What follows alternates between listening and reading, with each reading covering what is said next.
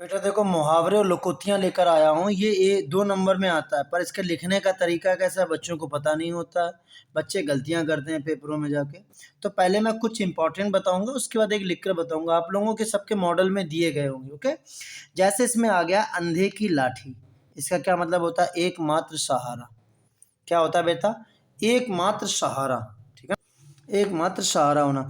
अब इसमें देखो बेटा लिखा, जैसे इसमें लिखा है कि अगर हम इसमें देखो, अपना उल्लू सीधा करना। हमें जो इंपॉर्टेंट लग रहा मैं वो बताओ, तुमको लगता है तुम अपने हिसाब से भी याद कर सकते हो, ऐसा कुछ नहीं है। अपना उल्लू सीधा करना मतलब स्वार्थ सिद्ध करना, मतलब अपना काम निकालना जिसको कहते हैं। सही शब्द है स्वार्थ सिद्ध करना। इसके बाद में अपना आता है एक और, हम तुम्हें दिखाएं, इसमें बहुत ही अच्छा लगता है अपने को। अपने मुँह मियाँ मिट्ठू बना, अपनी प्रशंसा स्वयं करना। अपनी प्रशंसा स्वयं करना। अब इसमें देखो, इसके बाद में अगर आते हैं बात करें यहाँ पर, जैसे लिखा अंगूठा दिखाना। क्या लिखा है? अंगूठा दिखाना। तो इसका मतलब हो गया स्पष्ट मना करना। क्या होता है? स्पष्ट मना करना, है ना। इसके बाद में अगर हम बात करें, जैसे आँखों का तारा होना। फिर इसके बाद में दिया आग में घी डालना। आँखों का तारा मतलब अत्यंत प्रिय होना, और आग में घी डालना क्रोध को और बढ़ाना।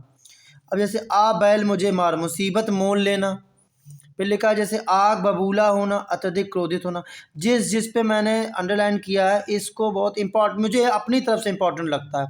अब मैं तुम्हें लिखने का तरीका बताता हूँ कि लिखते कैसे हैं। अब पेपर में लिखते कैसे हैं बेटा, मान लो कि मैं किसी एक को ले रहा हूँ। जैसे मान लो मैंने ले लिया कि आग में घी डालना, ये तुम्हारा पेपर में आ गया, आग में घी डालना। तुम यहाँ पर ऐसे लिखेंगे, प्रश्न नंबर ऐसे, मान लो प्रश्न नंबर 11 में आ गया, किसी में भी आ सकता है, किसी भी, मतलब प्रश्न नंबर हमारे कहाँ रहने चाहिए? बीच में। अब यहाँ पे हम सबसे पहले लिखेंगे शब्द, शब्दित होता है। जैसे मान लो हमने लिख दिया वाक्य, सॉरी वाक्य लिखेंगे। वाक्य हमारा क्या है कि आग में घी डालना, तो यहाँ लिख देंगे आग में घी डालना। अब इस वाक्य का अर्थ क्या है? अर्थ है कि क्रोध को और बढ़ाना, तो ये हो जाएगा क्रोध को और बढ़ाना, डाल दिया। अब इसके बाद में लिखेंगे प्रयोग।